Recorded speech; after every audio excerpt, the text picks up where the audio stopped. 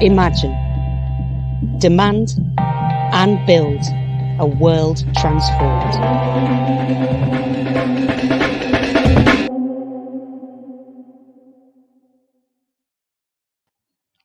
Hello everyone, welcome to TWT20 and to this really special talk, Building Left Power After Corbyn and Bernie. My name is Charlie Clark and I work for The World Transformed. I'm not going to be chairing the session today, but I'm just doing a quick intro.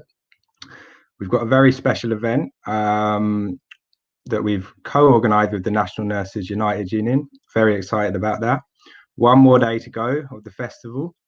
Again, yeah, it's been a really exciting month. Just before I do a quick intro, a few announcements. So first of all, as you've probably heard a million times, TWT really does rely on your support. We've had just over 100 people sign up for our supporters network in the last month, but we still need 50 more people by the end of play tomorrow to be able to carry on and do the work we need to do over the next year, including running a hopefully in-person festival next year. So if you can afford it, it would be really amazing if you could consider becoming a supporter. Secondly, a few chat principles. We want everyone to feel really welcome in this space and to be heard, but please do feel free to post on the chat and post questions for the speakers throughout. But please don't use any inappropriate or unkind language, and please don't spam. If anyone strays too far from that, you might be removed, but hopefully that won't happen. And finally, we use a service called Otter in this festival. It's a transcription service. So if you would like the session to be transcribed for you, click on the link that will be posted in a moment. And if you have any issues with that, just message our tech team. Okay, that's the announcements done. So yes, it's a really special session. We've teamed up with the National Nurses United Union to get a grip on the really big question: how do we build left power after Bernie and Corbyn? National Nurses United, who are one of the partners of the festival, the largest union of nurses in the US. They're an organising union representing nurses and champion universal healthcare by driving forward the Medicare for All campaign. They're also a really great example of a union doing really interesting political education work, both with their members and beyond, with the wider public. So we're really excited to have them as a partner, and we're really excited by this incredible panel of speakers from both sides of the Atlantic, all involved in really amazing movements. So I'm going to hand over to the National Nurses United co-president, Jean Ross, who's going to kick us off with an opening speech before she hands over to Becky Bond, who's going to chair the rest of the event. Over to you, Jean. Hello, everyone. My name is Jean Ross, and I'm president of National Nurses United, the largest union and professional organization of registered nurses in the United States. And I'm speaking to you today from the great state of Minnesota, where I live and work, and I've been a registered nurse in over 46 years. As a nurse, I have firsthand vantage point into the inhumane pandemic response of our country's inept leadership. My fellow nurses and I directly witnessed fascism jeopardizing the lives of nurses, healthcare workers, their patients, and other frontline workers. We know if substantial change doesn't happen, our nurses will continue to become infected and die. Over 200 nurses and over 2,000 healthcare workers have died from COVID in the United States. Almost every single one of these deaths was completely preventable. Our leadership vacuum is so broad and deep, our country so incredibly divided, we can't even rely on our government to guarantee personal protective equipment, PPE. We are acutely aware of the fact that the Domestic Production Act, the DPA, is used repeatedly to create military weapons. But our elected leaders won't use it to create PPE. As the late, great Tony Benn said, if we can find the money to kill people, we can find the money to help people. The social and economic consequences of the pandemic are bigger than the virus itself. The virus exacerbates existing social, economic, and racial inequalities and injustices. COVID rears its ugly head disproportionately in Black and Brown communities. In the United States, people of color are infected at 3 times the rate of white people, and they die at twice the rate of white people. And on top of that, people of color in this country face extreme levels of police brutality, violation against Black and Brown communities, devastating wildfires in the West, and flooding in the East, all intensified by climate change. It's enough to make one wonder if the acute moral injuries of our time can ever be healed. To whom can we turn to help get us out of this mess? In my years as a militant trade unionist, I can tell you one thing for sure. Politicians by themselves will simply not get the job done. Grassroots pressure has always been and always will be the driving force of change. Since its inception, National Nurses United has consistently fought labor management partnerships. Labor management partnership assumes that management and workers share common interests. In reality, we know that the boss's interest, their profit motive, is in direct opposition to the interests of workers and the labor movement. When a healthcare union creates a partnership with a hospital corporation, workers can't possibly oppose that corporation when, say, for example, it decides to close a hospital in a poor Black community. Caregivers can't openly organize against the hospital closure, even though the profit-making motives of the hospital are crystal clear. Patients die, communities are destroyed. Violence toward working families and their communities is embedded in labor management partnership. When it comes to healthcare and many other issues, our political system is kind of like a labor management partnership. Politicians of nearly every stripe are owned by corporate interests, Bernie and Corbyn being the exceptions. Politicians' interests are aligned more with corporations than with the interests of their constituents. Because of this, nurses understand that we cannot limit ourselves by asking for the change politicians think is possible. As a militant, nurse-led, women-led union, our strength rests in the trust everyday people have in us as nurses. Corporate power is no match for people power when we organize effectively. Today's panel is an in-depth discussion about how we best strategically harness this people power at a scale big enough and deep enough to match the degree and extent of our moral injuries at this juncture in our history. We will look back at the new types of organizing and movement building that emerged in the wake of Bernie's 16, the presidential campaign, and Corbyn's campaign for Labor Party leadership. We will examine what is working, what didn't work, how we pick up the pieces and move forward from here constructively. National Nurses United and the World Transformed have organized this session to reflect on key organizing tactics, strategies, philosophies, methodologies that we, as an international, multiracial, working class movement, can use to create the world that reflects the deepest values of our nurses: caring, compassion, and community. Before I turn this over to our panelists, I want to very briefly talk about our fight for universal health care, the Nurses Medicare for All campaign. Plain and simple, our current privatized healthcare system is broken. I exist in a constant tension between my oath to protect my patients and my obligation to my employer. This tension is the reason why we nurses have formed one of the most powerful and militant unions in the United States. And I say that with all due modesty. Built into my unionization is the struggle for the right to comprehensively care for my patients in their time of need. The Bernie 2020 campaign catapulted Medicare for All into the national spotlight. which gifted us with a tremendous opportunity and challenge.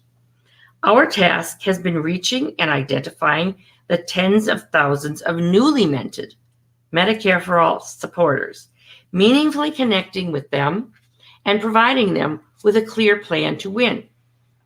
To do this, we have spent the past 2 years experimenting with big organizing, a methodology of organizing Becky Bond and others have developed to build a broad-based grassroots electoral campaign around Bernie. We've hosted barnstorms and people's assemblies, which generated thousands of canvases for our signature Medicare for All bill. Over half of the Democrats in the House of Representatives have co-sponsored our bill due to our grassroots organizing. Now, after the onset of COVID, we turned our attention toward bringing the exponentially growing ranks of the newly uninsured into our movement. We trained our more active volunteers to become movement builders. Movement builders use a relational organizing app called Empower to recruit family, friends, and coworkers into a number of Medicare for All movement entry points. One such entry point was our public political education webinar series that's explored the pandemic's relationship to our broken healthcare system and our global struggles for racial, gender, and climate justice. We recruited webinar participants into virtual legislative visits to put pressure on key congressional representatives. All of our work culminated in a major National Day of Action last month, in which activists across the U.S. participated in over 100 socially distanced actions demanding their electeds consider Medicare for All in a time of COVID when millions of Americans are losing healthcare insurance. The challenges that face our movement at present are undoubtedly shared across various struggles for social justice. How do we effectively organize and mobilize in an era of COVID? It doesn't take a nurse to tell you, nothing replaces real human interaction. Do a combination of organizing models exist such that breadth is not won at the expense of depth and vice versa? How can we exponentially grow our intersecting movements with unlikely activists and volunteers and, at the same time, also re-inspire and nourish and take seriously the knowledge and wisdom of those long committed to our struggles? In many ways, Bernie and Corbyn rejuvenated and reconsolidated the left. But the losses and setbacks of this past year have reinforced a core lesson. Powerful, broad-based social movements must precede any successful left candidacy or policy platform, not the other way around. How can we build a social movement big and powerful enough to confront the labor management partnership structure of our broken political system? What theory of change is sophisticated and subtle enough to meet the unprecedented opportunities embedded in this movement of mass dystopia and despair? And as a nurse, I have to ask, what theory of change will give us the power to heal? To introduce our panel, I now turn the floor over to Becky Bond, co-author of Rules for Revolutionaries, How Big Organizing Can Change Everything, co-founder of the Social Practice and Real Justice Pact, and dear friend and powerful ally to nurses everywhere. Hi, Becky. Oh, thank you so much, Jean. Some of you may know that Jean and I actually traveled to the UK together 2 years ago to take place in TWT in Liverpool. And I want to thank Jean Ross and NNU for bringing this panel together, and also Charlie, you and the TWT team for hosting us. I would have loved to be there with you in person if that was at all possible. I first came to TWT in 2017 after meeting some organizers from Momentum in the United States. And I was so struck by the parallels between what you all were going through with Corbyn and what we were going through with Bernie. And so I wanted to come and meet and learn from more people that were doing this work. So it's fitting that we're back together to talk about what happens next. I started working with NNU, National Nurses United, during the Bernie campaign in 2015. I was a senior advisor to the campaign and one of the architects of the groundbreaking distributed organizing effort. Early on, I needed a group of activists to help us test out a new distributed organizing platform, which became the Bernie Dialer. And NNU was the first and biggest trade union to endorse Bernie in his first run for president. So in the fall of 2015, I walked into the NNU national headquarters and I asked if they could help launch this program. And so they said, sure, what do you need? I was hoping for the use of a room in their office to hold phone banks. They said yes and asked if I needed staff assigned to that room. And then what about installing a bank of phones? And would I like them to recruit shifts of nurses to come in and make phone calls every day? I was just totally blown away. And this was a 15-minute meeting. What trade union does that? So they did it all and much more. And after the presidential campaign ended, they kept organizing and innovating with many of the same volunteers now leading the fight for Medicare for All outside of the presidential election. It's now 5 years out from when I joined Bernie's first presidential campaign, and I can say I've learned more about organizing, strategy, and leadership from nurses than I have from any election or any candidate that I've ever worked for. So we're going to have a conversation about building power after Corbyn and Bernie, and I think that after part is important, which means we're talking about both organizing and leadership. And it's especially important for me up top to center the leadership of National Nurses United and Bonnie Castillo. Bonnie, who spoke at TWT for the last 2 years, is NNU's executive director, and she's a former intensive care nurse. She and the co-presidents of NNU offer a model of the bold and strategic leadership that we need moving forward. Leadership that centers race while doing the work of class struggle to drive real change for all people. As Jean put it so well in her introductory remarks, that leadership is militant, it's nurse-led, and it's women-led. And the change that they fight for, it ranges from sufficient PPE to protect frontline workers to Medicare for All to protect all people, and also to standing shoulder to shoulder with Black Lives Matter activists as Americans confront our increasingly violent and deadly police state. And they are doing this by investing in deep political education among the union's members and also the general public, and at the same time, embracing distributed organizing to build power for working people. Both political education and distributed organizing, it's important to note, the pandemic have shown are absolutely crucial if we want to organize people against capital and an authoritarian state and continuing crises that we keep having in both our countries. Now, earlier this month, another TWT session looked back at the past 5 years in terms of the political strategy deployed by the left on both sides of the pond. And all of the panelists said that we must focus on organizing and building movements. So at today's session, we will do just that. We will look at how the innovations and lessons of the past 5 years can be applied to our organizing as we move forward. We're looking to the future to see how we build power after Bernie and Corbyn. So we will look at new tactics, at new approaches to organizing, and crucially to new leaders, like the panelists here tonight and the emerging leaders in the communities and movements that they represent. Now, whether you're watching on YouTube or you are one of our speakers, we want everyone to be active participants in this panel. So please post your questions in the chat. We're watching it closely. And after each speaker delivers their remarks, I'll put a question or two to them from you. And at the end of the session, there'll be more Q&A. So now I'm very honored to introduce the panelists. And I'm going to do that each time they speak, so not all of them up front. And so the first person we're going to hear from is Elona Deverge. Elona is a co-founder of the Movement School in New York. She's a campaign advisor at Justice Democrats, and she was a field director for AOC for Congress in 2020. If you have questions for Elona, please post them in the chat. And go ahead, Elona. Hi, thank you so much, Becky, and the amazing nurses. You are all superheroes in my eyes, especially in this current time in the middle of a pandemic. I just salute you all so much, and it's such an honor to be here on this panel talking about this collective power that we're building together. So thank you all so much for having me. Yeah, I mean, it has been a wild ride this year, lots of ups and downs.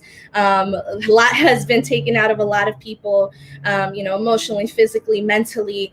And now here in the States, we have, our presidential election coming up in November. We basically have a month, and all of us are kind of at the edge of our seats, but really pushing to do the most we can in this final stretch. And definitely, in this past primary season, we had a lot of major wins with Jamal in New York 16, with Marie Newman in Illinois, Cori Bush in Missouri, Cara Eastman in Nebraska, and so many others that won. And I feel so confident, or at least more comfortable, that regardless of what happens, at least we're sending in some true champions who are going to lead in Congress unapologetically and really fighting for all of us, which means a lot to me, because as you all can see, my identity is inherently political. I am a first generation. I was immigrant. I was born in the Dominican Republic, and came here to America when I was 2 months old with my family. And despite growing up in America, being a product of America's public schools, I still constantly had so many opportunities shut in my face because I didn't have that one requirement, which was to be an American citizen. So that really angered me, because I was always someone that was doing a lot of community work, that truly just really wanted to be out on the ground, connecting with people, talking to people. And, I felt so hopeless, especially in 2016, when Trump won, because I could not vote. So I couldn't even let my voice be heard. Because I was undocumented, and the time that we were experiencing, my parents were scared for me. I was trying to go to college and, trying to get a better life. But at the same time, I really couldn't shake this feeling off me, this feeling of hopelessness, this feeling of, why am I even doing what I'm doing right now? So I, and at the same time, especially, I was asking myself that question because I wanted to be, and I still want to be, a criminal defense attorney. But I said to myself, I can be the best attorney in the entire country, and there will still be no real justice in this current criminal legal system. So I knew that I needed to get involved. And, despite my status, despite my influence, despite anything, I knew that I needed to get involved. And not only get involved civically, but get involved politically and in electoral campaigns, because I quickly learned that electoral campaigns are a really good tool for this movement. So I went to work on a city council campaign. I was 19 years old. I was working in the Bronx in the summer, and I was doing a lot of training work for the volunteers on the campaign. I was just a volunteer. I was training. I was recruiting volunteers on the campaign. And what drew me to this campaign in the first place was that this was a 28-year-old Dominican guy born and raised in the Bronx, now running for city council, talking about climate change, talking about the racial wealth gap, talking about immigration, these issues that I didn't really see people speaking to them in the way that I wanted them to speak to, especially for folks that look like me. So I was working on this campaign, and unfortunately, the consulting firm that we were working with could not find a field director who spoke Spanish. And in a district that is 65% Spanish speaking, you need a field director that speaks Spanish. So the candidate took a chance on me and said, you know what? She's been recruiting the volunteers, training them. Let's have her do it. And I got a really quick technical rundown boot camp on how the back end works. And I always laugh because I'm like, this is the moment where they probably regretted teaching me these things. Because at that moment, I always tell the story of, after that, I went to the consulting firm's office. And I am in downtown Brooklyn, this incredibly fancy office, floor to ceiling windows, beautiful mahogany wood table. And it is me, 19 years old, and these 5 white men across the room from me. And I genuinely had some questions for them. So I thanked them for training me. I thanked them for giving me the opportunity. And then I told them I have some questions for them. I asked, you know, our universe, which is your pool of voters that you target, our universe, why is it only concentrated in a part of the district that we know is predominantly white voters? Also, I see that our target universe also skews older, 65 plus year old folks, which is totally great. But our candidate is 28 years old. Where's our millennial outreach? Why are we not reaching out to young people? He's Dominican. Why aren't we reaching out to Latinos? Where's our Latinx outreach? And they looked at me and they kind of, there's mixed emotions in the room. And I remember one of them actually chuckled and said to me, those voters, they're low propensity voters, which means that it's just not worth our time to target them because they don't come out to vote. And we have to just talk to the people that actually come out to vote. And it was in that moment, that same exact moment, that I felt like someone just punched me in the face. Why? Because they were looking straight in my face and basically telling me, you don't matter.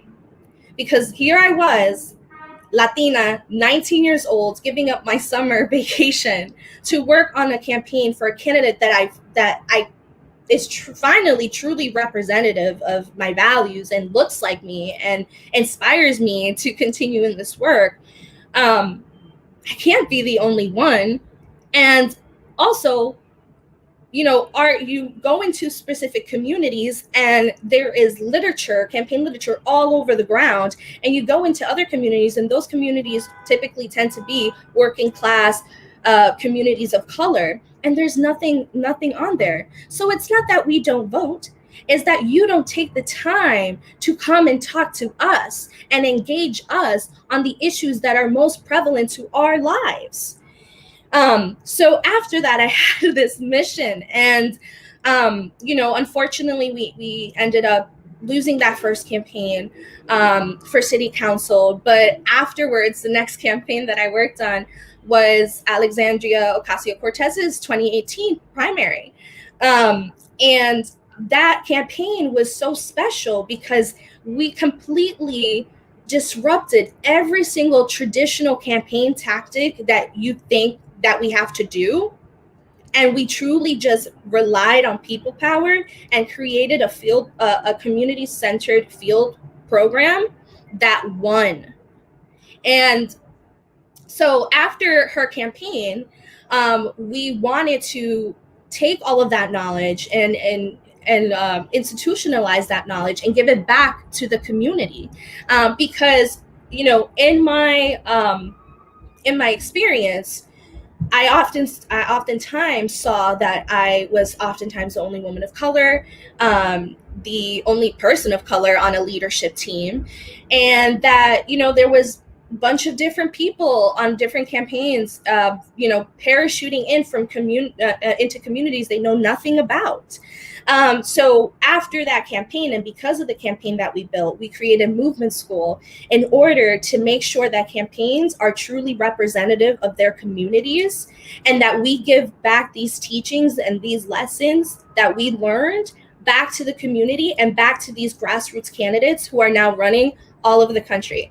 Fast forward a year later, we've graduated hundreds of organizers that have had key roles in many of the different wins this past primary season. And, I'm just incredibly excited to see where this work continues. And just thank you all so much for the amazing opportunity. Well, Elona, that was so wonderful. Thank you for sharing that story. And I think it resonates with so many people when we think about how do we get things to be different.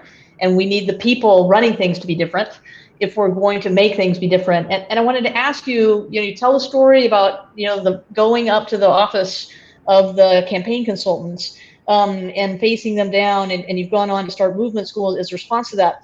But I want to talk not just about what you're doing, but like about this resistance that you face and that a lot of young leaders in this space face. So how much of that resistance that you face is people who've been doing this for a long time just getting in your way and not getting out of the way? And can you tell people who are watching this, a lot of them have been in the field for a long time, what should they be doing to make more space for leaders like you, not just to be on the campaign, but actually drive strategy and lead? Yeah, absolutely. I mean, I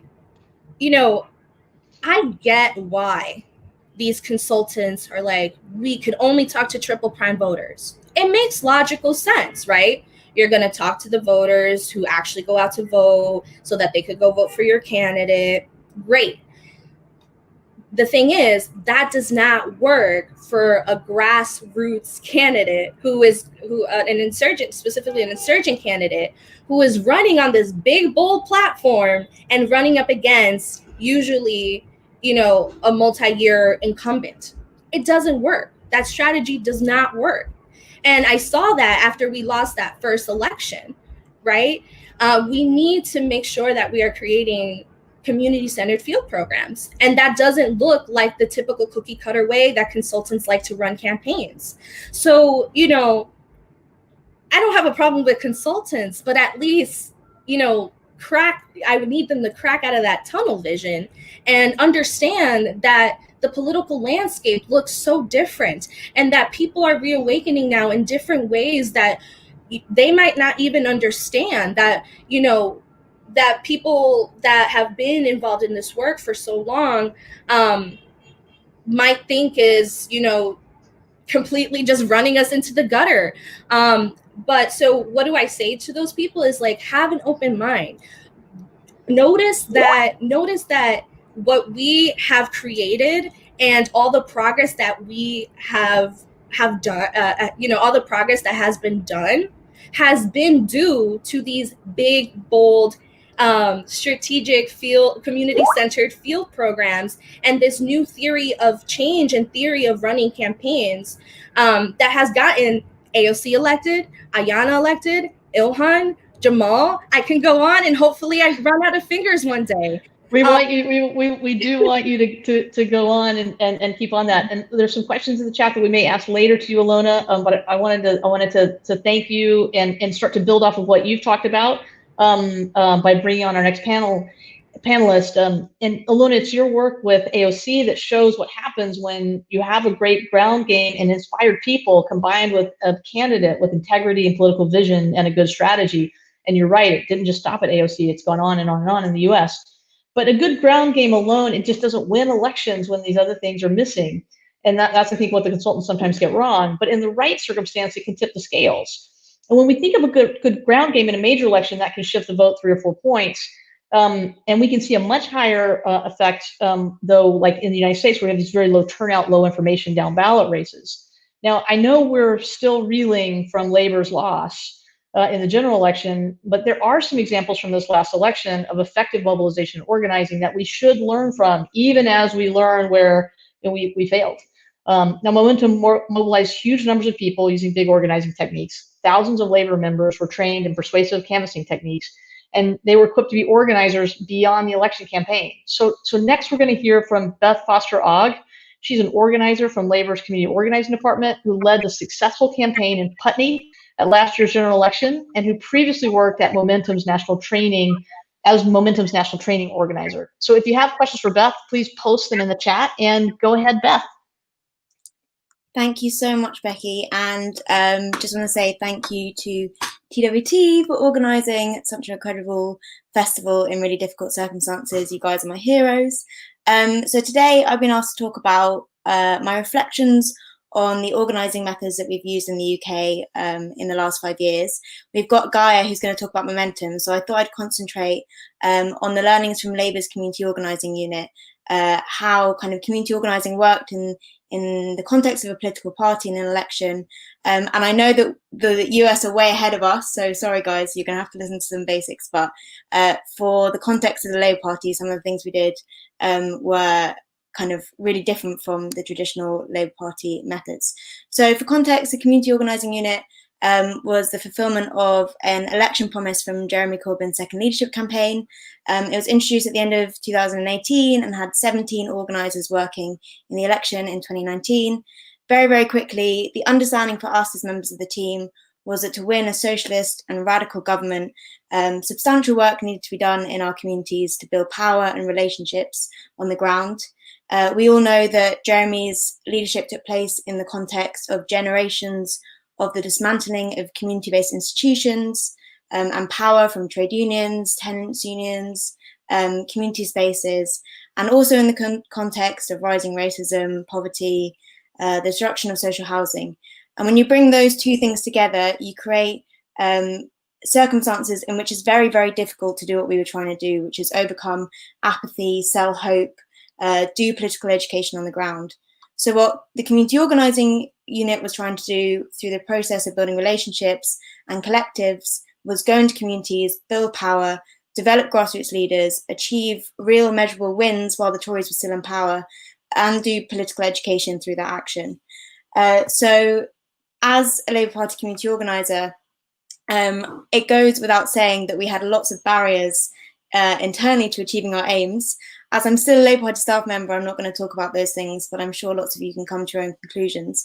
So I'm going to concentrate on what we did in Putney, which is the constituency I worked in during the election, and kind of saw how the community organising, big organising and electoral organising came together to win. So the first thing I want to talk about is how we use the community organising campaigns to really get people on board with what we were doing locally and do some real wins and build some real power in the community. So we did lots of campaigns in the year running up to the election, community-based campaigns, ranging from things to do with getting community spaces for local people, building a mosque in the constituency, housing campaigns, targeting the Tory Council. My favourite example is the organising we did with Clyde House. Clyde House is a social housing block in a brand new development where all the other blocks in the development are luxury accommodation. And the block was specifically built for people in social housing. It's 6 years old, but was built with entirely secondhand materials. When I arrived there, it had mold so bad there were mushrooms growing out of all the walls. It had leaking pipes. It had fires because of the amount of leaking through electrical units. Lots of the residents are disabled and are in wheelchairs, and it had 2 lifts, both of which were second-hand lifts that had been brought in from other estates, and both were broken pretty much permanently, so people were trapped in their homes. And we did a classic community organising campaign where we brought residents together, trained them in organising, and they were able to organise to get the Housing Association Aid to Dominion to fix the conditions that they were living in. My favourite story is one where we had a big negotiation in the foyer of the block, and the housing rep who was there was just completely overwhelmed and didn't know what to do. So said, look, I'm going to bring my chief exec and we'll go do another negotiation. And the chief exec said, yeah, okay, fine, I'll come. You know, the pressure was building on social media, on the media, etc. But he booked to have the meeting up a spiral staircase in a pub quite far away from the block. And obviously it was completely unsuitable. You had residents in wheelchairs, you had residents who, you know, didn't want to go to a pub, had their kids with them. So we staged this huge courtroom in the foyer of the block, and we got newspapers down, we got TV down, and we made him do the walk of shame from the pub to the foyer to have the negotiation. So this is the kind of organising we were doing as the Labour Party. And you could see how we can do the political education and start shifting power in a local area. And then also when it comes to the election, how we can bring that organising in. So when the election came around, we did something that was different to what had been done previously in these kind of elections in the UK, which was a relational canvassing strategy. So the idea is that people are much more likely to listen to someone who they know and trust than a random person who knocks on their door. So we organise these big block parties and house parties with the leaders we developed throughout all these campaigning, throughout the community organising campaigns we've done. We got them together and we got them to go out and do the voter registration and do the GOTV turnout. And there were certain areas, communities, blocks that we didn't have to go to as the Labour Party because our community leaders had done the turnout and had done the voter registration. We managed to register an additional 1,500 voters in Putney before the election, and turnout was 10% higher than the national average and 10% higher than it had been in the constituency previously, because we were doing this work to get our community leaders, to get the people we'd worked with to do their own turnout.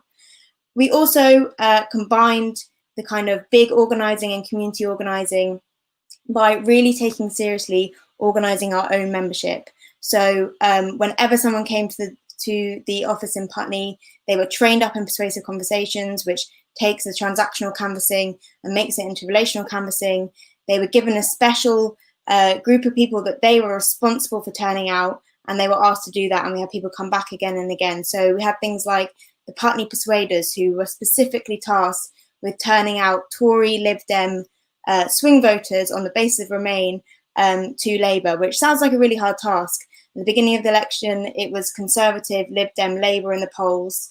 By the week before the election, we had Lib Dem voters taking down their banners and putting up a Labour one in its place, because we had the same people doing the relational canvassing, specially trained, going back to the same doors over and over again, talking to them about why they needed a Labour government. So we combine kind of community organising, big organising and election organising in a really successful way. And it was a very small example of what can be done in the UK and isn't being done currently. And, you know, what I think basically needs to happen next is more of the same, right? We need more community organising, but we also need to take seriously developing our membership and our grassroots leaders and our working class leaders, training them up in organising. It shouldn't just be a couple of staff doing it centrally. We need to be making sure we really prioritise our membership being the people who do this, and making sure it happens across the country with a joint strategy. Imagine what we could do if we had a power structure analysis that meant that me organising against one housing association in Putney in London and someone else organising against the same housing association in Wakefield was having a huge impact by joining forces. So joining up our community organising, thinking about who our enemies are so that we can do real wins before the next election. Wow, thank you for sharing that, Beth, and also, you know, thank you for winning one in the last election and being such a linchpin there. And you know, speaking of winning, we mostly have not won. You know, in our struggles in the US and in the UK. And Steve Hudson, a Momentum member, asks, you know, at Momentum, we use the big organizing program systematically in the 2019 general election and had a huge response, right? Even bigger than in 2017. More people got out, and it was cold and raining, and yet we lost terribly, right? And I've lost terribly too, and I know how it feels because there's real stakes. And so maybe you could talk a little bit about, you talked a little bit about what went right, but maybe you could talk a little bit about what went wrong. Yeah, so I think, you know, what we are really good at is bringing loads of people to do loads of action for that 6 weeks. But we're not good at the stuff that I was talking about. So, you know, there were 17 organisers when there's 650 seats doing this kind of work. And only for about 9 months before the election. We need to be doing it in every seat. We need to be training up our members. We need to be investing in them and trusting them to do this work themselves, so that we're actually doing real community organising from now. And it's also not just about doing it in the run up to the election. It's so that we can actually be defending our communities against this government, but also so we can actually take on some of the power structures that exist, right? We can take down people now. We can take down big landlords, big corporations, if we do this organising on the ground. So that's the thing that was missing for me in the last election. Well, thank you for sharing that. That's an excellent segue to our next panelist. Beth, you and Elona both spoken about electoral organizing, and you're making the bridge to the kind of advocacy in all 650 constituencies in all 50 states in the United States that needs to happen year round, where we're delivering real change for people. And there are other opportunities to make real change than elections, and use the electoral lessons and strategies that we've learned. And next, we're going to hear from somebody in the United States who's right in the middle of a brutal fight, going up against the police unions to hold police accountable and to stop the schools to prison pipeline that we have in the United States. Last year, over 1,000 people were killed by cops in the United States. I think the number of people killed in the UK, you could count on one hand. So I'm going to hand it over right now to Chris Lazar. He's the organizing director for the Grassroots Law Project, and for the Real Justice PAC. He's worked on elections. He's worked in communities. And if you have questions for Chris, please post them in the chat. I'm excited to hear Chris take this conversation further. Go ahead, Chris. Thank you, Becky. And thank you, TYT, for having this type of panel. I think it's really needed. It is unfortunate, obviously, that we have to meet under such circumstances and can't meet in person. So I wanted to just start off by introducing myself. My name is Chris Lazar. I'm the National Organizing Director of the Grassroots Law Project and the Real Justice PAC. And, I'm glad to have the opportunity to address comrades across the world about the state of organizing and the left post-Bernie and Corbyn. I've learned a lot since we've gotten into this fight since 2016 and beyond, to be quite frank. And I'm really looking forward to sharing my thoughts and to hear others' experiences like we have so far, doing the important work, fighting to make the world more just, more safe, and more communal. So during my time, I want to briefly discuss our theory of change to give some context around our work, why we target prosecutors and other local elections, and what I learned about competing for state power. So first, I'll start off with our theory of change. So our primary goal with our organization, with Real Justice PAC and Grassroots Law Project, is to put an end to mass incarceration. And for my comrades not in the US tuning in here, I'll give you some quick context. I definitely don't have enough time to really lay out how complex our criminal legal system is. But in short, it isn't just one big centralized system. The criminal legal system is really made up of over 2,400 very different systems that are governed by their own laws and regulations at the city and county level. And on top of that, we have 50 different state criminal legal systems with their own laws that interact and work closely with local cities and counties. And then we have the big federal system with their own laws that interact with states and local municipalities. And just to make it just a little bit more confusing and complex, of these systems, they're all enforced by various policing agencies, judges, prosecutors, and legislative bodies. So when we say end mass incarceration, we have to attack all of these things at the same time to have a real impact. So there's a lot of work that is needed across the country, but we see our role in this big task in three ways. We really want to get good candidates into office at the local level, starting with prosecutors. We want to organize volunteers, the big organizing style, to push budget and legislative changes in local city councils. And then we really want to tell the stories of families that have been impacted by police violence. So, why prosecutors, right? The overwhelming majority of people that are held behind bars in this country are held at local level in county jails. The entry point into the criminal legal system typically starts with an interaction with the police officer, then the prosecutor then decides who and what to charge on this person. So now this is really important. The prosecutor has broad discretion over how their offices actually bring charges, or if they choose to bring charges in the first place. So in short, the prosecutors are the key players in controlling the entry point of mass incarceration in the country. And researchers have shown that the growth of the jail population and larger criminal legal system in this country have come from the growth in prosecutors' offices, and those prosecutors basically bringing charges to everything that comes across their desk. So basically, you could sum it up as, if you have more prosecutors, you have more prosecutions. So prosecutors charge all kinds of offenses like crimes that are poverty related, mental health related, substance abuse related, instead of actually focusing their resources on serious crimes like murder, or actually working to keep the community safe. So you can have a huge impact on jail populations and mass incarceration if you change the existing prosecutors with ones who understand the role of race and class play in society and the importance of healthcare to treat substance abuse issues or mental health issues. And where we've won using these organizing models and tactics, we've seen jail populations decrease, like in Philadelphia, in San Francisco, and in Jackson, and we've won other races as well. And we also like to focus not only on trying to get good prosecutors elected, but we want to also, shrink the police departments and dramatically change the way policing is done in these communities. So following the most recent uprisings here in the United States around the deaths of Ahmaud Arbery, Breonna Taylor, George Floyd, and many others in different local jurisdictions, these are the ones that just stole the headlines. There have been national cries to defund the police. And the police budgets are completely controlled by local city councils, mayors, and county executives. So in places where we've seen significant reform, there's been an advocate in these legislative bodies at the local level, clearly articulating the necessity and the advantages to changing policing and reinvesting these resources into community programs that keep people safe.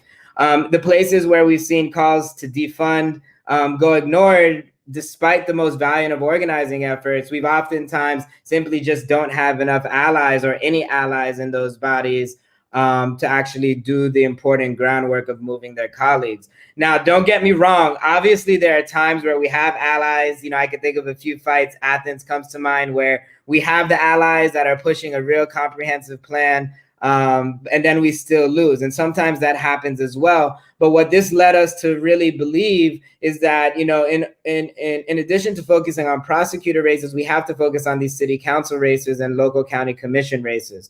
They hold the budgets, and they, are able to pass regulations that literally control all of police behavior. And so notice when I speak about mass incarceration, I didn't even really bring up the federal government. And I know for our folks across the seas, they're looking in at the United States and seeing a dumpster fire, which is true. It is happening at the federal level.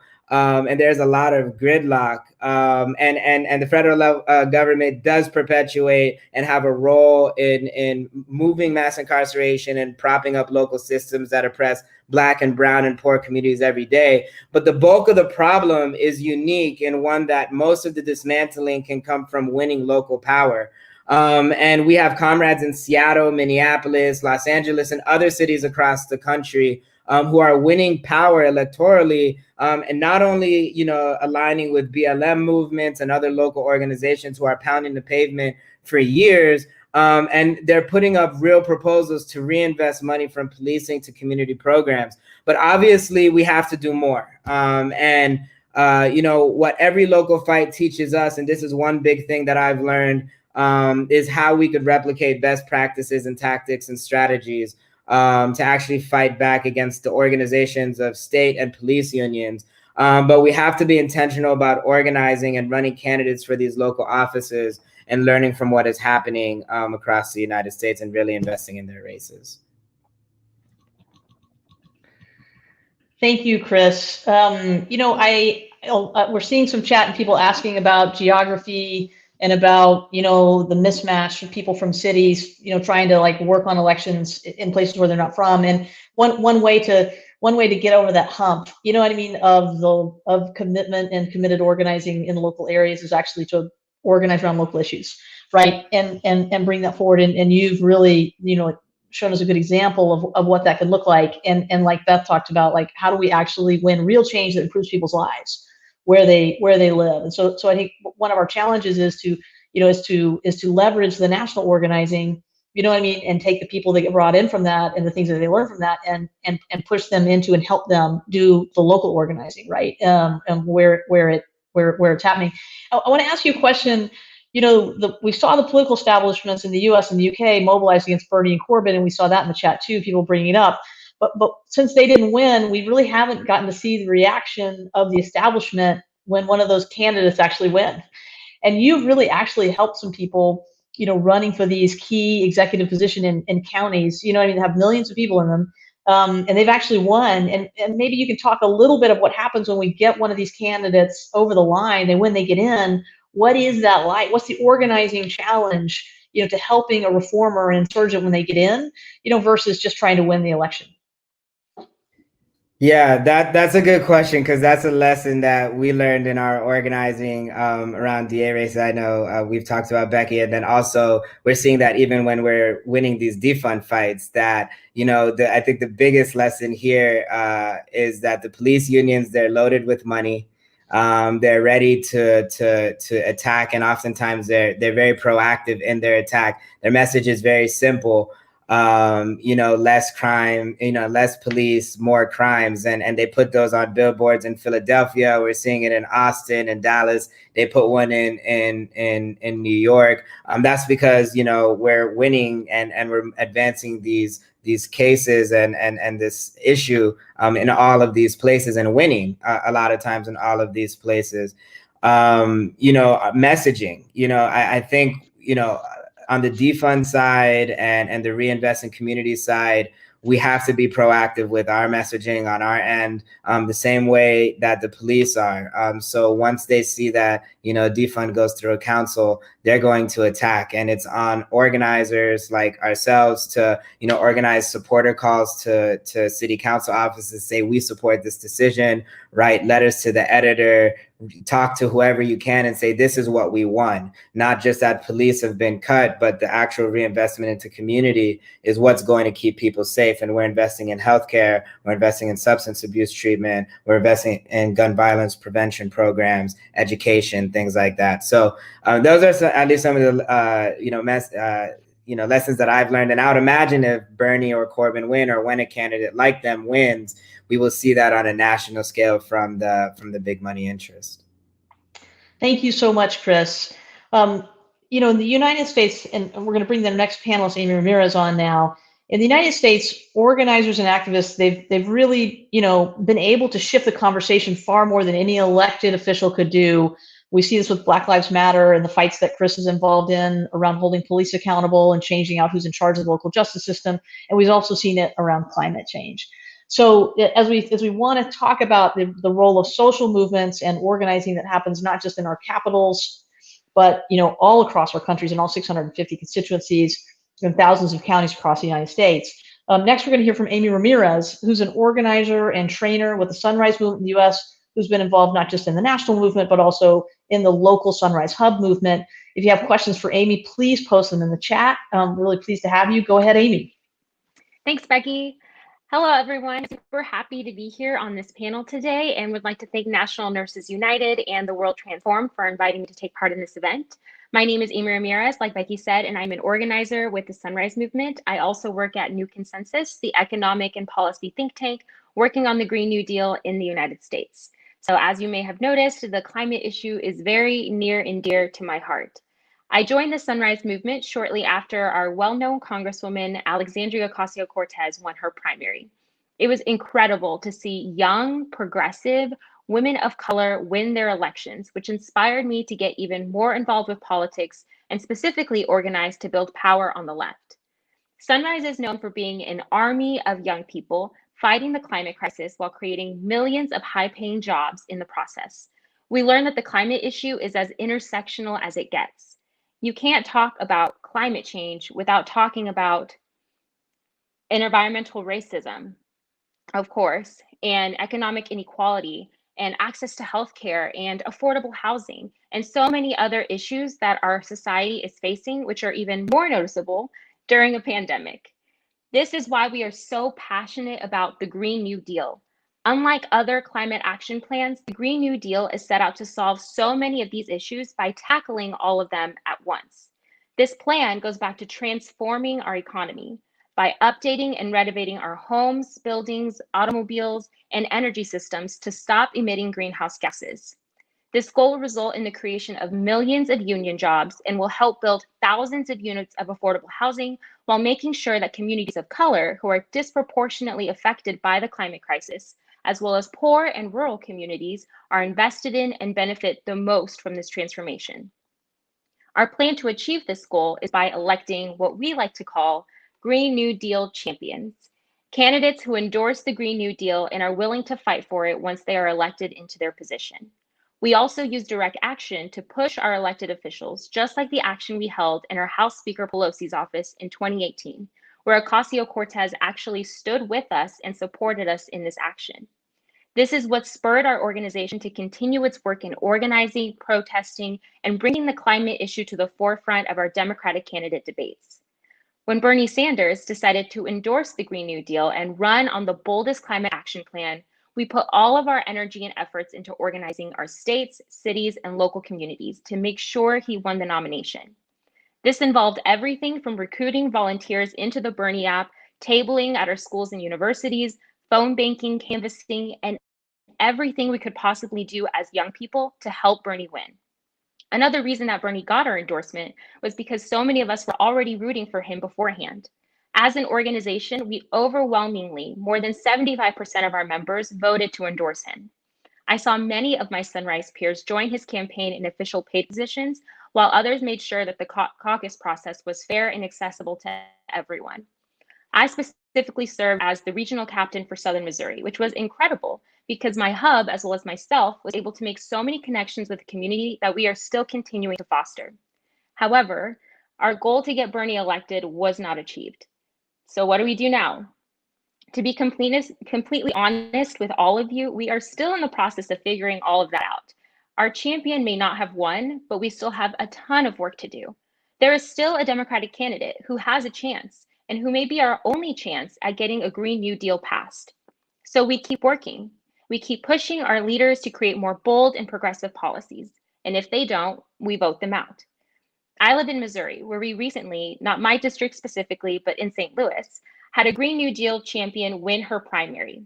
I don't know if you all may or may not have heard of Cori Bush, but she did what used to be seen as unthinkable. She unseated a 10-year incumbent whose father had also served in his role beforehand. This family had been in Congress for quite some time, but had not embraced the values of their community, specifically the issue of Black Lives Matter. Bush was on the front line of protests in Ferguson and knows exactly where her community is on this issue and continues to speak out on the matters of injustice. It is people like her that we as young activists are continuing to organize for and recruit volunteers for through our hubs. Our hub structure is fairly simple, which I think makes joining Sunrise more accessible. We use a distributed organizing model with the end goal of making sure we win a Green New Deal. This involves setting up hubs in every single region of the United States. Anyone can start a hub as long as you have 3 or more people who are interested and want to join. Hubs are given a pretty fair amount of autonomy on what they can do in terms of organizing actions, pushing local policies, and endorsing candidates. I started a hub in the Southwest region of my state, which is the most conservative place I have ever lived in. I didn't actually think that anyone would want to join considering where we live, but it has built such a wonderful community of young climate activists while bringing us closer to our local politicians and candidates who rely on people on the ground pushing for more progressive change. Although, I do believe that this is something that Sunrise as a national organization could work on. If we don't have progressive candidates in our area, what do we do then? How do we push politicians who are so entrenched in the Republican Party that they won't even have a meeting with us? What do we do when the national structure emphasizes helping and endorsing candidates in blue areas when you live in a strictly conservative area? It's hard not to feel left behind sometimes when the national attention seems to always be on the coast or the West, and very rarely on the Midwest, which is where I am located and organize. This is a problem that I think a lot of organizations could work on, supporting their chapters and building a structure that supports certain areas that need help even getting Democrats, in our case, elected in the first place. I also think it would help if we had more democratic structures in place so that grassroots organizers have more of a say in who gets endorsed locally, as well as what actions would influence and benefit their community the best. This one-size-fits-all system doesn't always seem to work, especially during times when we are so polarized. In terms of how we organize post-Bernie, something that I have learned through this election season is that although Bernie is a champion, he is not our savior. We cannot rely on one person, one campaign, or one state to solve all of our problems, and we shouldn't expect the results to be in our favor. We will continue to push our parties and politics more to the left, regardless of who is or isn't elected. Of course, it would help to have our candidate elected, and putting energy into their campaigns is crucial, but it is not everything. Sometimes we need to prepare for the situation in which we lose and how we get back up and keep fighting from there. And that's what I plan to do this election season. Thank you so much, Amy, and thank you so much for your work and for, in such a happy warrior kind of way, point out some of the tensions that we have and how we do the work between the national strategy and centralized plan, and what we need to do to make sure that that organizers on the ground have a say and can win victories that are really meaningful, that only they might know how to win. There's a question from the chat. Again, I want to dig into this question about geography. Right. And sometimes, how we, let a small number, of activist supporters, in a large number of activist supporters in a small number of urban areas, and how we organize our programs, for them when there's a lot of places that we need to engage and organize. And so I'd love for you to talk a little bit more about, the challenge of organizing a conservative area where you have a smaller pool of volunteers to draw on, and why it's important to do that, even if the numbers might not be the same as running a national distributed organizing program. Right. So I think that in the case of where we don't have a Green New Deal champion elected nationally, we still need to work on our local and state politics. So my suggestion, and something that we've done in our hub, is connect with other hubs in such a conservative state. So we are based in Springfield, but we can connect with Kansas City, we can connect with St. Louis, and we work together to support each other since we are so small in our hub structure, so that we can do something statewide or even just like different parts of our state, like regionally, and we try to help each other out, because if some national hubs are so focused in certain blue states, we still can't neglect those red or conservative states, because we need policy changed everywhere, not just in one state or another, but in all of our states and nationally. So I would recommend just working together as a team with other smaller hubs or chapters if you're able to do so. That's fantastic. Thank you so much, Amy, and look forward to more Q&A later. Well, this is a wonderful way for us to introduce our next panelists. Now, Sunrise does deploy a distributed organizing approach to great effect, but as Amy has shown, it's also important to achieve the right balance between having a clear plan and path to victory nationally, and that sit-in at Speaker Pelosi's office that Sunrise led and that AOC joined them in, and having activists on the ground empowered to adapt campaigns to their local context.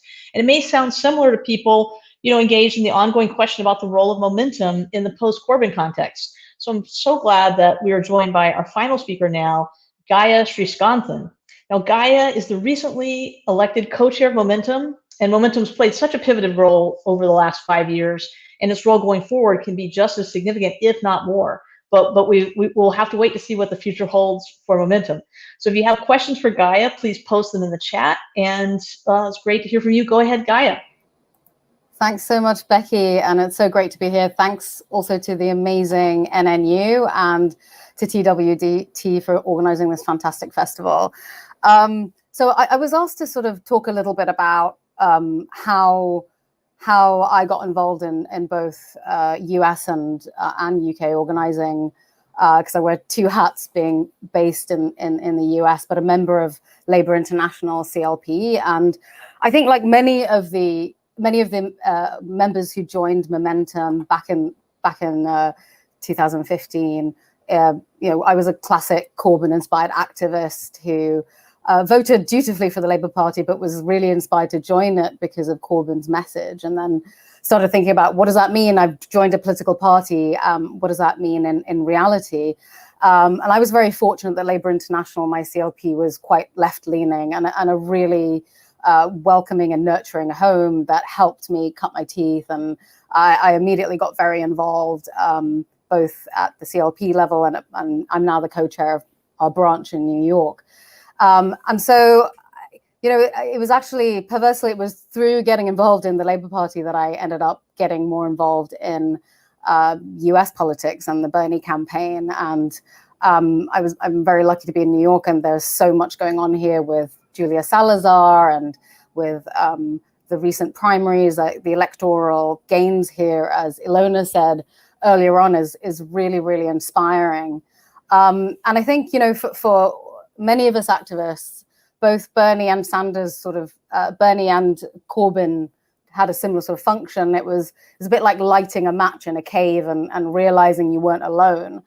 and we all sort of found each other and started organizing, and that was a really priceless thing. And it showed that grassroots support could elevate a candidate who was previously unthinkable and very much still unthinkable and unacceptable in the eyes of the establishment. Becky asked that question: what would have happened if they had got in? And I think we would have really have seen the resistance then if they had actually won. But like I said, my CLP was quite left-leaning and friendly, and I think momentum groups across the country also played that part for activists who were looking for a home. And it was an incredible resource as an activist to have those kinds of groups where you can learn about politics, you can understand how to operate, you can get the skills to organize and just get the practice of organizing. And so I really feel that Momentum plays a really important role with its local groups in doing that. Now, things have definitely changed. And I know this conversation is very much focused on what do we do post-Corbyn and post-Bernie. One of the things that Momentum did really effectively was organizing members around electoral politics. And I think that's still a very, very central part of what we will be doing. But obviously things have changed, and protecting a left leadership is no longer the goal for us. We're still supporting left MPs and involved in elections and selections, but we need to look at the movement building that various autopsies of the British elections from 2019 have gone into the fact that maybe the movement building wasn't as strong as it should have been in parallel to the electoral building.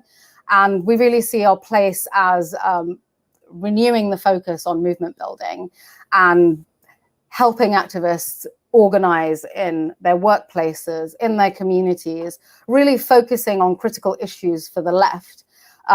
Recovery from coronavirus, ensuring that it is green and sustainable and puts workers at the center, looking at housing issues that are emerging, unemployment issues that are more than likely to emerge after Corona. So there is a real need to build extra parliamentary power and also institutions now. And we were always so focused on the potential of the leadership, but now we need to focus on the potential of our own leadership in this space. So we're really building out local groups to create a home for activists to get involved, to build their skills and take leadership in their communities. The future is so uncertain, and it's so hard to predict exactly what any of us should be focusing on, other than the critical issues of building power for the left and taking on inequality, both racial and economic. But, for example, one of the things that we're focusing on right now is an eviction resistance campaign, which a year ago, we wouldn't have even thought that would have been an issue. Now, as Momentum was more sort of top heavy, perhaps, or driven from the center before, we're trying to strike that balance now between providing direction from the center, providing direction from the top, but also equally putting attention on the grassroots and building power from the grassroots too. The eviction resistance campaign is something that is quite new for Momentum. Many of our members don't have experience in this sort of campaigning. So our central leadership in this respect helps local groups and activists really build this experience and skills. That said, the campaign was really designed with input and consultation from groups and rank and file members. And in future, as our experience develops, we'll be able to involve groups more and more in the planning of campaigns, and more complex organizing and campaign activity can be done by local groups under their own steam. I think the key task that we have now is to build out a cadre of activists who can lead on the ground and make more room for the direct leadership from the grassroots, rather than always looking towards elected representatives to lead. We have incredible members on the ground who are already doing this, but it isn't enough. They need the support, they need structures to support them, the resources, channels to really get involved in the activities that we need to be doing now. And that requires some central leadership for that. But at the same time, to take the eviction campaign as an example, we are also taking an approach that tries to give agency to members through that. So we're actually using elements of distributed organizing in that campaign. We have an open access toolkit. We encourage people to set up their own teams and have a range of activities. We encourage people to get involved and are trying to create a low barrier to entry. So even activists without much experience or skills can get involved. And at the same time, we're having a more conventional organizing element with teams of staff and volunteers who are calling key activists in each area, supporting and coaching them to build their teams and to organize and campaign as effectively as possible. So I think the thing that we want to do more over time is more of that deep organizing and proper relationship building, where we invest time in developing the skills of key activists in each area and helping them to become really strong organizers, and to create campaigns and movements that are really relevant and inspiring and give members a say in the decisions that are going to be made on Momentum's behalf. And that's exactly what we plan to do. We want to make our campaign planning process something that broad numbers of members can get involved in and be a movement building engine for real change on the ground, while creating that capacity at the local level, building those local groups, allowing them to really lead campaigns in their own areas and their own communities, and also building links with key movement allies. With the eviction campaign, we're building links with renters unions. We really see the union movement as being, the trade union movement as being a critical ally and one that we will be working to support. And so I think it's a mixture of local organizing, creating national campaigns that are relevant to the moment and allow tailoring at the local level, and movement building across different movements to really build left power again across the country. Wow, well, that is a huge portfolio for you in Momentum, and of course we're all rooting for you to be able to figure out how to strike that right balance between central direction and leadership, for example, on the new rent campaign, and the empowerment of local groups, which gets even trickier, when you're trying to bring democracy back to the organization. I wanted to ask you a question, that a lot of people have been asking, which is that, it seems like Momentum is reorienting to be a little less electorally focused, and I'm wondering how you're going to be able to do that, and what about the people who are going to further move away from electoralism and leave the Labour Party, and how you're going to balance the need, to go back into these other types of organizing, but also hold people for the next, controlling the government is really important to making the change that we want to see. And so how are you going to handle that tension and that balance, and how are you going to keep people in the Labour Party while you're going out and doing this other wonderful organizing? Yeah, I think that's a great question, Becky, because I think one of the things that we have to overcome at this moment in time is just the demoralization of the left as well.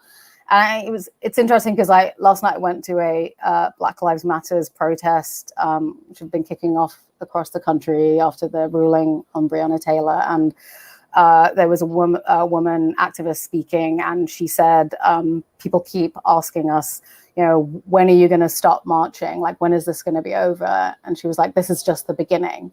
This is the start of something, not the end of it at all. And I really truly believe, and it's not just self-delusion, that really the 5 years that we've had of Corbyn and Bernie is just the beginning. It's like we've found each other now. We're building power.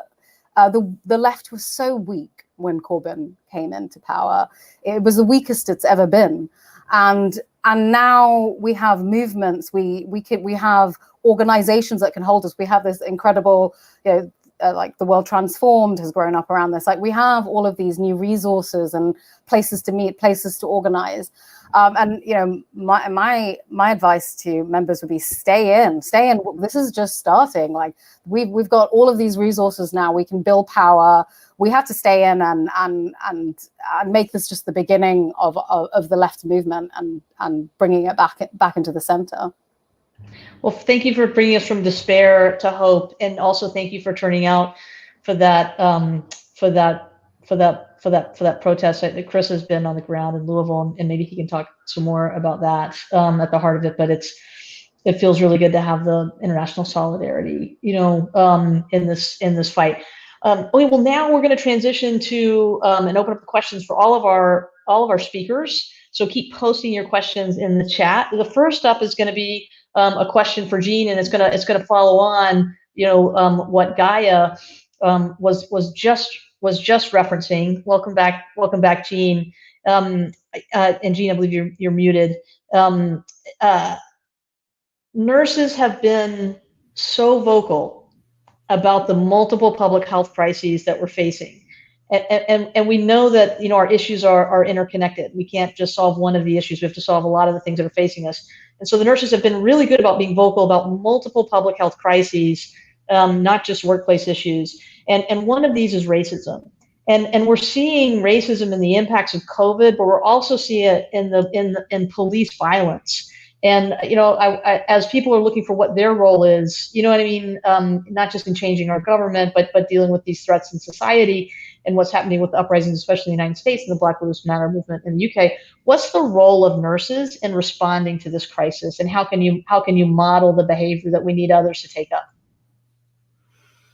Well, right now it feels like we have a role in everything. That's just the way it is. People are expecting us to do things, and we're ready to. When I look at racism in our country, it's such a huge issue. And I know that racism exists in other countries. I get that. But for us, we were built on it. The problems that we have with policing right now have directly to do with the fact that our police came from slave patrols. And they've never really stopped doing it. That's our system. So part of our job as nurses, a huge part of our job, is education. And so it really is up to us to educate the public and our members. Just because we're all nurses does not mean that some of our members don't quite get it at this point, if you know what I mean. In my comments in the beginning, I think I mentioned I live in Minnesota. Minneapolis is where George Floyd was killed. And I have to admit, I did not expect people to stand up, take notice, and say no more like they did. I really didn't. I expected our citizens who are Black and people of color to do it, but the way people who should be participating that are white stood up and said no more, I thought, now here's a really pregnant moment. And I think that people have said, why? I think maybe it was just the sheer starkness of it, how we were sort of like the Vietnam War when we finally had, it was televised. Here we are watching a man being murdered in broad daylight, literally being murdered. And so if you never saw before what people in the Black community have been trying to tell us, even well before Black Lives Matter, which is a wonderful movement. We've been connected with them for a while now. If you never thought there was an issue before, that just clearly identified it, I think, for a lot of us. So for us as nurses, people do listen to us. I wish they'd be listening to us more when it comes to COVID-19 instead of, the president that we have right now, and I hate even calling him that. But since people do listen to us, it is up to us to explain to them what is required of them as citizens. And what is required of you is to stop denying that there is racism in the United States, is to stop denying that there's an issue with the system of policing in our country. There aren't just a few bad cops. The system is working the way it was meant to. It was meant to incarcerate, it was meant to intimidate, and apparently it was meant to kill. So it's up to us to explain to them why they can no longer do that. And for those of us in our communities that believe that they have never been racist, and I agree with them, it's up to us to describe to them what it means to be anti-racist. And we can show you how to do that. And so, COVID or not, you need to be out in the streets, yelling, protesting, and not stopping. And teaching people who say to you, I'd be okay with it, but I had to get to work and they closed down the freeway. And that's not okay. To explain to them why it is okay. because that's what they're supposed to do, to get you to sit up and take notice. And maybe you're one of those people who won't take notice until it takes you longer to get to work. So join that train on the freeway and help stop people too. Well, Jean, I have to say it is very inspiring to see the nurses at the protests in their scrubs. You know what I mean? Like nurses who are under extreme pressure, you know what I mean, and life-threatening, duties in the hospitals, making the time to get out and having people like nurses speaking out is a really important part of the political education. Thank you for that answer. I'm going to pivot now and answer a question. We're going to ask questions two at a time. I'm going to ask, the first question I'm going to ask is going to be for Chris and Beth, if we can bring them up. And a question that I wanted to ask both of you, and maybe Chris, you could take it first, and then Beth. As new leaders stepping in to build the post-Bernie, post-Corbyn order, I'd love for you to share something that someone has done to help you in your career build power. And I'm asking that so that the people watching this live stream, right, whether it's they want to ask a nurse leader like Jean Ross, or they want to ask someone else that could help them by getting out of the way or doing something. I want people watching this live stream to leave with concrete ways to be part of the change, and part of that change is understanding what they can do, not themselves, but what they can do to open up space for these new leaders, right, to move the model forward. So we'll start with you, Chris. Go ahead, and then Beth, jump in. Well, I'd probably say the biggest thing is probably you, Becky, to be honest. If you don't know Becky, I work at Real Justice, and Becky started. Becky, Sean, Zach, you all have really empowered me and put folks around me intentionally that were like experts and smart, and kind of let me navigate my way through these elections and stuff like that, and gave me a lot of autonomy to help run program and make decisions and stuff. And so outside of just our context, I think honestly, like allies who are white, like creating these systems and putting Black leadership intentionally there, and kind of saying, this is your thing, step aside, I'll be there if you need anything, but this is what we're gonna do. And Becky, you've done that pretty much since I started. So, which is crazy. But I think when I forgot, one of the panelists said it earlier. I think it was Elona that was referencing being a young Latina in front of like 5 white men. It's similar when you sit in a lot of these political spaces as like a young Black guy with dreads, and that's literally where a lot of the images end, and they don't look past your analysis or your work or your commitment to wanting to do the right thing. And a lot of that happens in this space still, even in the most well-meaning liberal spaces.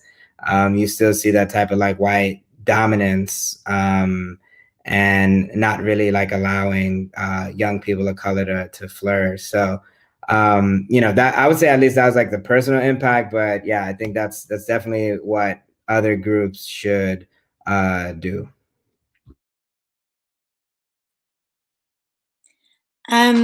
I think I would say that something that doesn't happen enough in the Labour movement, but that happened to me, was trusting people to try new things and to do things differently, and to have ridiculous ideas that probably won't work, but to trust them to let them do it, and be okay if it fails, because most of the time it doesn't when we try, but be okay when it fails. I think the people who have led Momentum and also the community organising in the Labour Party have done that to their organisers and allowed us to grow because of it.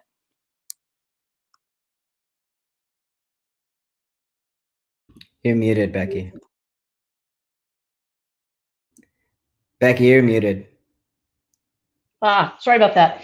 Well, thank you for both of those answers. Those were wonderful, and it gives the audience concrete ways to think about what they can do. And I appreciate both of your answers, and especially that, Chris. It means the world to me. I really appreciate it. So the next question, we're going to bring up Gaia and Amy, and this comes from the audience, and it's about the role of direct action. And Momentum advocating direct action, regarding the renters, and Sunrise using direct action strategically to build the movement for the Green New Deal. And there's a follow-up question to that is I want to ask what Momentum is going to be doing in regards to international direct action, showing solidarity with the global South, and related, what's going to be the role, of the Sunrise movement with direct action, and is Sunrise also looking internationally? So why don't we start with Gaia and then we'll go to Amy. Again, Becky, a great question from the viewers there. So this is a really interesting question because Momentum's not really done much international work in the past, though there has been a historical, really strong exchange across the Atlantic with US organizers such as yourself. I mean, we really recognize that a lot of the problems that we're facing right now are very global in nature. The pandemic is global, climate change is global. It seems almost inevitable that we need to do international organizing and solidarity with movements.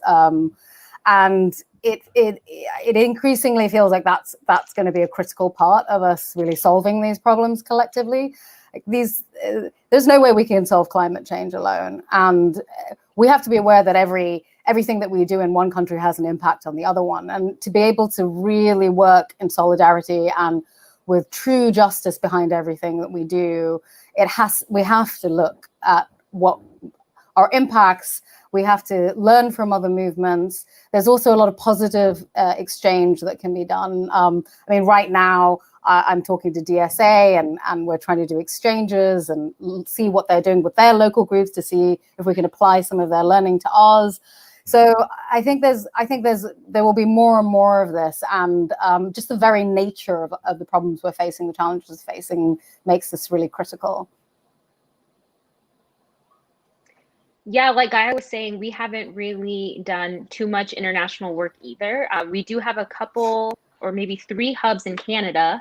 And so that was really awesome to see. We had a Midwest Summit last year, and actually the hubs from Canada came down to our Midwest Summit. We were able to talk to them about some of the things going on in Canada. But right now, what we are working on is translating all of our content into Spanish so that a lot of our Spanish speakers in the US are able to join Sunrise. And then hopefully, I hope that this expands us into some Latin regions and maybe even Mexico. That's what I'm hoping happens. But even just like conferences like these, I think bringing these organizations together will really help us have a more international focus and make sure that our policy reflects that in terms of the Green New Deal.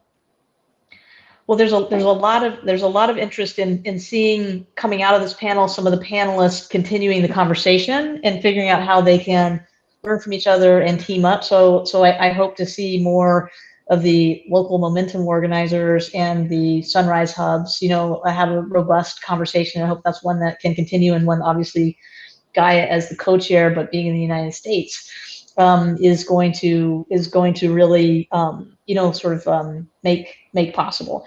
All right. Well, thank you so much. The next question, we're going to bring Elona up to ask a question. Welcome back, Elona.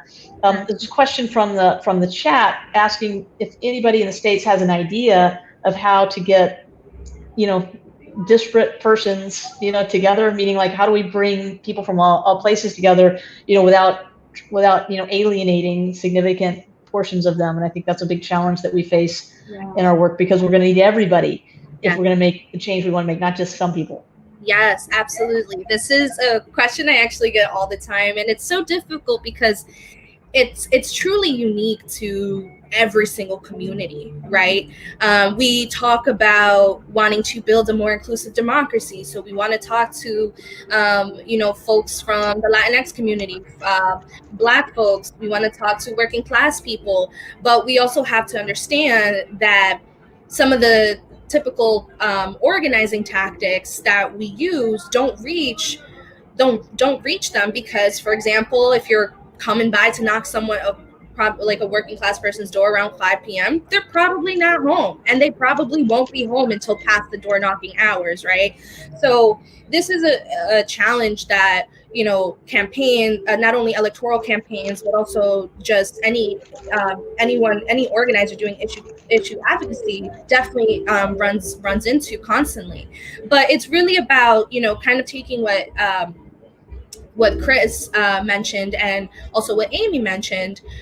Chris said that you have to be really intentional about the people that you put in these positions, right? And I think that's absolutely true. And also Amy saying, with expanding Sunrise's, translating Sunrise's work so that Spanish speakers can be part of the movement, that's also another piece to it. You need to make sure that you are creating points of access all around, that you're translating your literature and your materials into multiple languages, the multiple languages in the district. For AOC, for example, there are tons of languages spoken in our district. It is one of the most diverse districts in the entire country.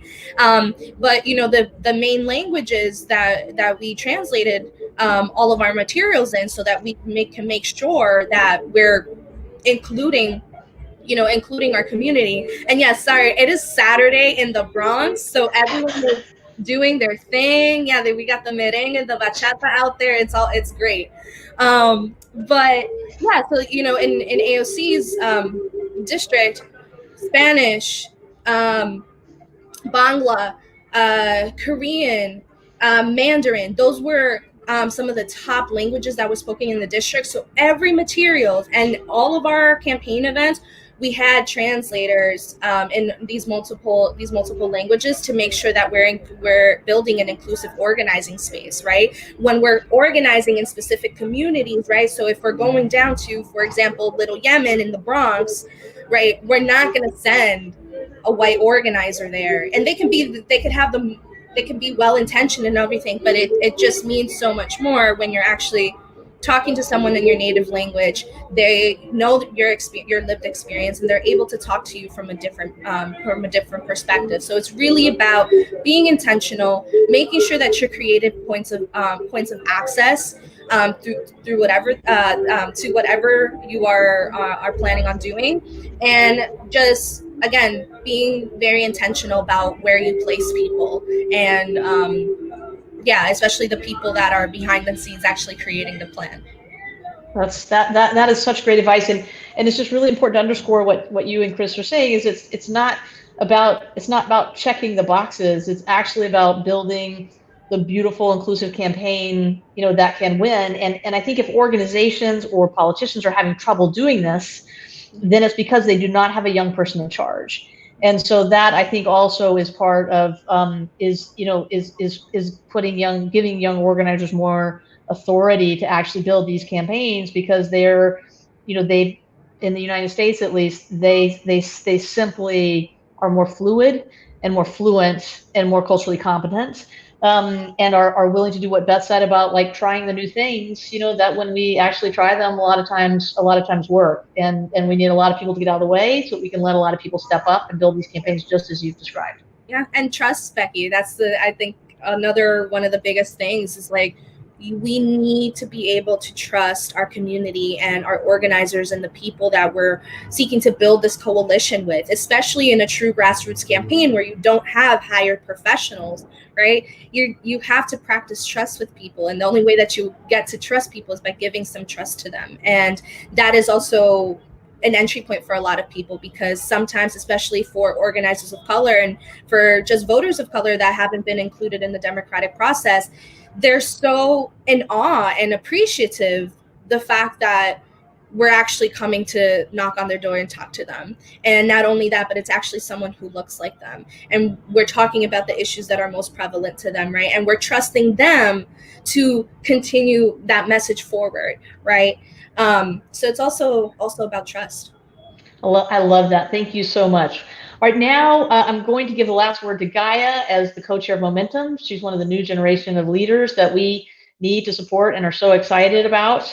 So Gaia. Thank you so much. And it's been so great being on this panel. I'm just so inspired by all the work that's going on. I'm sure everyone listening in was as well. I just wanted to say as a last word that, if you're in the US, you should get involved in the nurses campaign for Medicare for all. We desperately need a better health system in this country. And to everyone in the UK, stay with the Labour Party. Don't let them make you believe you've lost power. You haven't. We've just begun. So get involved with Momentum, join your union, join a renters union, build up your local groups, build them up to be organizing powerhouses, to organize in your communities and workplaces, and get involved with the anti-eviction campaign if you can as well. And thank you, everyone. Okay, thank you so much, Gaia. I just want to thank the National Nurses United for making this panel happen, and in particular, NNU President Jean Ross and Executive Director Bonnie Castillo. I want to thank Elona, Chris, Amy for dedicating part of their Saturday during an extremely urgent time for movements and election campaigners in the US. And I want to thank our UK comrades, Beth and Gaia, who are taking time from their work at the very heart of a crucial rebuilding campaign in their own country. And finally, I want to thank TWT for providing the platform, not just for this discussion, but for a month of deeply engaging political education at a time when it could not be more crucial for getting the world that we want to build. And finally, if you've enjoyed this session and would like to help TWT sustain their really important work throughout this festival and beyond, please do consider giving them financial support at theworldtransform.org/support, theworldtransform.org/support. I'm going to sign off here. I'm going to make a donation myself. I'm so thrilled to be part of this community and to continue this community of learning and education as we move forward together. Thank you. View the full TWT20 program and become a supporter today to help us deliver political education all year round at theworldtransformed.org.